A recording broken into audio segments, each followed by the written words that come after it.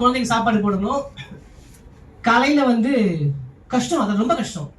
பொங்கல் வந்து எங்கள் வீடு பிளாட் நம்பர் 1, 4ஆம் நம்பர் வீட்டிலேருந்து பொங்கல் வரும். 8:30 மணி வரையும் காத்திருப்போம். சம்டைம்ஸ் சாப்பாடு இல்லைன்னு 8:15 மணிக்கு சூடாக பொங்கல் வரும். நாங்கள் 9 பேரும் சாப்பிடுவோம். அப்போ நான் 2ஆவதோ 3ஆவதோ படிக்கிறேன். ஆனால் என் மனசுக்குள்ள ஒரு குறுகுறுப்பு, மகன் இந்த சாப்பாடு நம்புது இல்லை, பக்கத்து வீட்டிலேருந்து வருது. ரம்ஜான் பக்ரீத்னா நாளைக்குனா இன்னைக்கு நைட்டு போய் எங்கேயா ட்ரெஸ் எடுப்பாருங்க அப்பா. அப்போ அந்த வறுமையை பார்க்கும் போதெல்லாம், அதுக்கப்புறம் நான் கிரிக்கெட் விளையாடுவேன், ஓடுவேன், ஐஸ் பேக் விளையாடுவேன், எல்லாமே செய்வேன், இல்லைன்னு சொல்லலை. ஆனால் உள்ள ஊறிக்கிட்டே இருக்கும் ஒரு வடு. இந்த உலகத்துல ஒரு மூலையில ஏன் இப்படி இருக்கணும்? அப்பா முகத்தை உத்து பார்ப்பேன், வாழ்ந்துட்டாரு, இல்லை, no no no no problem. Change பண்ணணும்னு தோணல, சேஞ்ச் பண்ற வெறி இருந்தது. எந்த சான்ஸ் கிடைச்சாலும் அடிச்சு தூக்கிடும். அந்த வெறி எப்படின்னா, 4 பால்ல 15-20 ரன் சொல்லும் போது அந்த பேட்ஸ்மேன் எப்படி இருக்கும்? எந்த பால் வந்தாலும் கரெக்டான பால் தூக்கிடணும். அந்த வெறி இருந்தது. 8வது 9வது 10வது படிச்சேன், +1 +2 படிச்சேன். படிப்பு தான் இல்லையா? நியூ காலேஜ்ல பிரசிடென்சியில் BA பண்ணேன், நியூ காலேஜ் MA பண்ணேன், காஸ்மோபாலிட்டன் காலேஜில் B.Ed பண்ணேன், சிவந்தி ஆயத்தன் காலேஜில் M.Ed பண்ணேன், பச்சைபாஸ் காலேஜில் PhD பண்ணேன். படிப்பு ஒரு பக்கம் போயிட்டே இருந்தது. ஆனாலும் உள்ளுக்குள்ள அந்த சம்பவங்கள் இருக்கு இல்லையா, சின்ன வயசுலேருந்து பட்ட கஷ்டங்கள், அது ஒரு மாதிரி உறுத்திட்டே இருக்கும். நானும் பிரகாஷ் எல்லாம் நிறைய மீட்டிங் பண்ணும்போது, இப்போ பிரகாஷ் சொன்னாரு, ஏங்க வெறி ஒன்று தான், 10th PhD தேசம் ஒன்று தான். கவனிச்சிங்களா? இதுக்கு படிப்புக்கும் அதுக்கும் சம்பந்தம் இல்லை. அவர் வாழ்க்கையில் நடந்த சம்பவங்களை எடுத்துக்கிட்டாரு, என் வாழ்க்கையில் சம்பவம் நான் எடுத்துக்கிட்டேன்.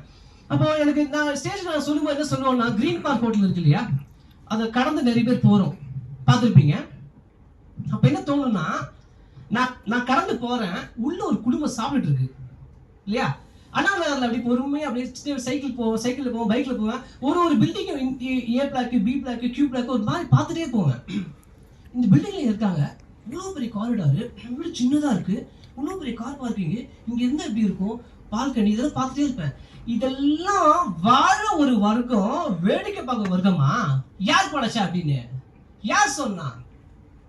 இல்ல, நம்மளாம் ஒதுங்கிடும்ல, முயற்சி பண்ணல, முயற்சி பண்ற பிளான் இல்லை, ஐடியா இல்லை.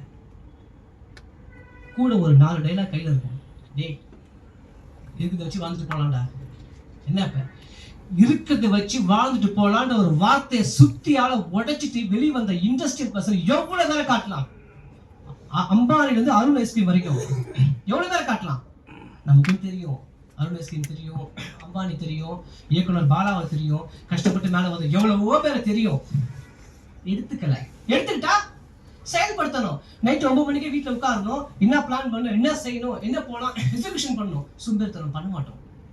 அதை உடைச்சிட்டு வரான் பார்த்தீங்களா, அவன் மேலே வருவான். தெரியும், தெளிவாக தெரியும்.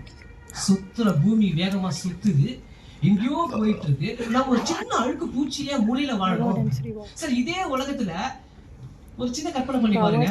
நிறைய பேர் ஃபிளைட்ல, நீங்க நம்ம பைக்ல கார்ல போகும்போது ஃபிளைட்டை மேல பார்ப்போம்ல, நீங்க எல்லாம் பார்த்துருப்பீங்கல்ல. எனக்கு ஒண்ணு தோணும், அந்த ஃபிளைட் டே அசரே ஒரு பாலுக்கா போயிட்டு வரணும் நாம. ஆமா, போ தலைமலை பார்த்தியா ஃபிளைட்டு மேல ஒருத்தர் உட்காந்துட்டு ஃபேமிலியோட அப்படி அந்த வேகத்துக்கு மேல போயிட்டே இருக்காங்கல்ல. அப்படியே வாழ்க்கை இருக்கு. பல கிலோமீட்டர் கீழே இப்படி ஒரு வாழ்க்கை இருக்கு. இந்த டிஃபரன்ஸ் உறுத்தலைன்னா நிறை கூடி கிழப்பதும் மீறி நாமளும் மீனிங் தான் போயிடுவோம். சார், எதுக்கு சார் இவ்வளோ ஆர்கியூமெண்ட்? யார் வணங்குற கடவுளோ வாட்ஸ்அப்லயோ மெசேஜ்லையோ, டே குமரா, அடுத்த ஜென்மத்துல இந்த மாதிரி இந்த டேட்டை இங்க பிறப்புன்னு கொடுத்துருந்தா ஜென்மத்தை விட்டுடலாம். நான் சொல்லி புரியுதுங்க உங்களுக்கு? நம்ம கடவுள் வந்து எனக்கு வாட்ஸ்அப்ல மெசேஜோ பண்ணியிருந்து, இந்த ஜென்மம் இவ்வளவுதான், அடுத்த ஜென்மத்தை நீ மாய வரத்தை இந்த மாதிரி ஒரு மகனா போறப்ப அப்ப சம்பாதிச்சோன்னு விட்டுடலாம். தெரியாதே. பிறப்பது ஒரு முறை, இறப்பது ஒரு முறை, இடையே வாழ்வது ஒரு முறை இல்லையா? அப்ப கிடைச்ச இந்த ஒரு வாழ்க்கை இன்னொரு கிடைக்குமா தெரியாது. முடிஞ்ச வரைக்கும் ப்ளே பண்ணு. சரி, நான் என்ன சொல்றேன்னா, இப்போ ஹார்ட் ஒர்க் பண்ணுங்க, சம்பாதிங்க நம்ம சொல்றோம் இல்லையா? இது ஒரு சின்ன விஷயம் இருக்கு. ஒரு குடும்ப தலைவன் அவங்க ஒரு ஸ்டெப் எடுத்து முன்னாடி வச்சானா பின் பண்ண மாதிரி அவன் குடும்பம் வரும். அவன் மனைவி, அவன் குழந்தைங்க வராங்க, பின்னாடி வந்துட்டே இருக்காங்க. நம்ம என்ன உழைக்கிறோமோ அதான் அவங்க செய்யலை. நீ என்ன சிந்துரியோ வேற சிந்துரியோ அதான் அவங்க காலேஜ் ஃபீஸு, அவங்க நகை, அவங்க சாப்பிட்ற ஐஸ்கிரீம், அவங்க போகிற கிளாஸு, அவங்க போகிற காரு. அவங்க பண்ற கிஃப்ட், அவங்க புன்னகை, இல்லை நம்மளை நம்பி வந்துட்டாங்க இல்லையா, சந்தோஷமா வச்சுக்கணும்ல. அப்போ ஒரு தலைவன் என்ன பண்ணணும், இதெல்லாம் நான் யோசிச்சிருக்கேன் சார் சின்ன வயசுல. அப்போ நான் இவ்வளோ படித்தேன். அப்போ இந்த ரியல் எஸ்டேட் எனக்கு ஒரு மிரட்டலாகவே இருந்தது. நிறைய நெட்வொர்க் மார்க்கெட்டிங் நாங்கள் பண்ணிட்டு இருந்தோம். அதுல இருந்து டோட்டலாகவே ஸ்கிப் ஆகி 2008 ஃபர்ஸ்ட் காலை வச்சோம். காலை வச்சு அரக்கோணத்தில் கனகமாச்சத்திர கிட்ட ஃபர்ஸ்ட் ப்ராஜெக்ட் காளிகாபுரம். ஒரு அரை கிரவுண்ட் வந்து 65,000 ரூபாய் சேல் பண்ண ஆரம்பித்தேன். ரொம்ப பிடிச்சிருந்தது. நான் இன்சூரன்ஸ் சொல்லும் போது கூட கஸ்டமரோட ஆர்வம் வரல. நிலம் போது வந்தாங்க. படிப்படியாக டெவலப் ஆனேன். ஆனால் இன்னைக்கு நீங்கள் எல்லாருமே இந்த ரியல் எஸ்டேட்டை எடுத்து பண்ணணும். ஒரு காரணம் ஒன்று சொல்கிறேன். வாழ்க்கையில் டெவலப் ஆகிறதுக்கு ஏதாவது ஒன்று பண்ணணும் இல்லையா.